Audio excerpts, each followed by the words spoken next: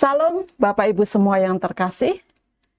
Hari ini hari Minggu tanggal 9 Februari 2025, renungan kita berjudul Disiplin Menjaga Kesehatan. Firman Tuhan kami ambil dari kitab 1 Timotius pasal yang kelima, ayat yang ke-23, demikian firman Tuhan.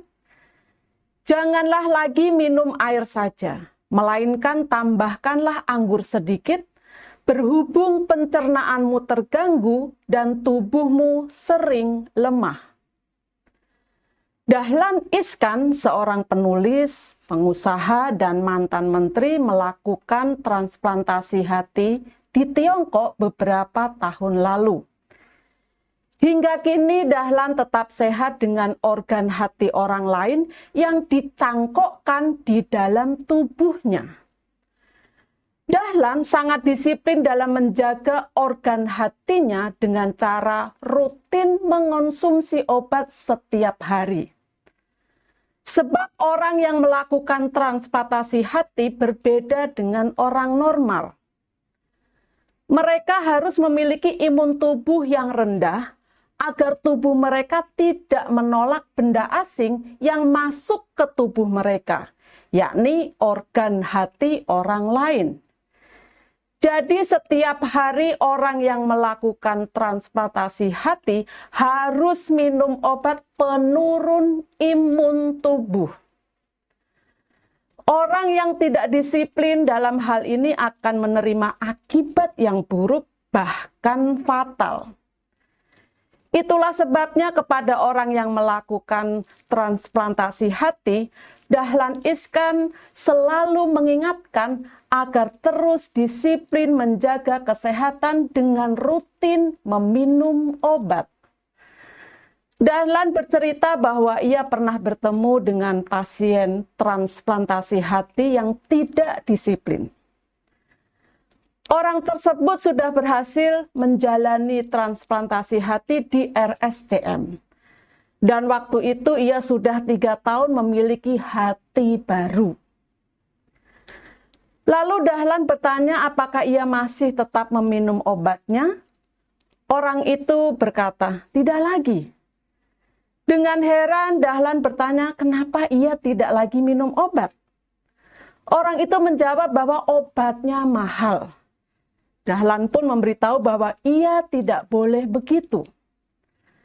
Sudah berani transplantasi hati harus mampu juga menjaga diri. Kasihan juga pada orang yang telah menyumbangkan hatinya, kata Dahlan. Tetapi saya sehat-sehat saja, kata orang itu. Setahun kemudian Dahlan menghubungi orang tersebut lewat WA untuk menanyakan kabarnya. Tetapi yang menjawab adalah istrinya. Suami saya sudah meninggal dunia, kata sang istri. Saat itu umur suaminya baru sekitar 45 tahun. Ketika Dahlan menceritakan soal itu ke salah satu dokter tim transplantasi hati di RSCM, dokter itu menjawab, itulah problem sosial kita. Tubuh adalah anugerah Tuhan yang harus dijaga. Misalnya dengan disiplin minum obat bagi mereka yang sakit atau sedang dalam perawatan, beristirahat yang cukup, dan menghindari makanan tertentu yang walaupun nikmat, tetapi bisa merusak kesehatan. Setiap orang punya tubuh, stamina, dan penyakit yang berbeda.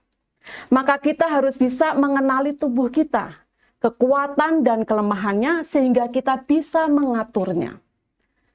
Misalnya, kolesterol kita tinggi, maka kita harus menghindari makanan berlemak, apalagi kalau kita banyak kesempatan untuk memakannya. Kita tidak cukup hanya berdoa bagi kesehatan tubuh kita, tetapi juga harus berusaha untuk membuatnya sehat. Rasul Paulus menasehati Timotius untuk minum anggur sedikit demi kelancaran pencernaannya yang terganggu. Paulus tidak minta Timotius hanya berdoa saja. Memang kita harus berdoa agar Tuhan menyembuhkan kita, tetapi kita sendiri pun harus berusaha menjaga kesehatan tubuh kita. Kata-kata bijak. Tuhan memang penyembuh kita, tetapi Dia juga ingin agar kita bertanggung jawab menjaga kesehatan kita. Bapak Ibu, mari tundukkan kepala kita untuk berdoa. Bapa, ajar aku untuk menjaga kesehatanku, sehingga aku tidak terhalang untuk beraktivitas dan melayani-Mu. Dalam nama Tuhan Yesus aku berdoa dan bersyukur. Amin.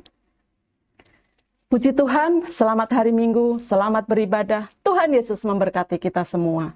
Amin.